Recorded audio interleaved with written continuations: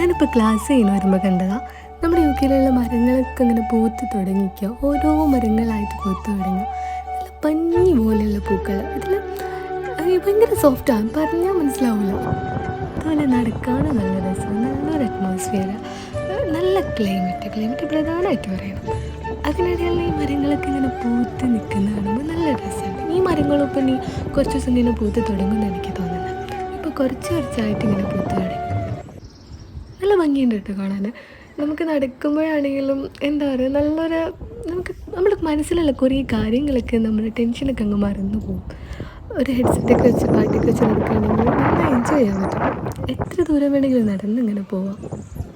ആ ബേഡ്സിൻ്റെ സൗണ്ടും നിങ്ങൾക്ക് എന്നെ കാണുമ്പോൾ മനസ്സിലാവുന്നുണ്ടാവും.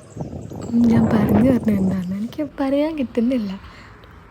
ഇത് വേറെ കളർ ഫ്ലവർ. ഇതെൻ്റെ വീട്ടിൻ്റെ ഫ്രണ്ടിലുള്ള മരം, ഇതും പൂത്ത് തുടങ്ങി.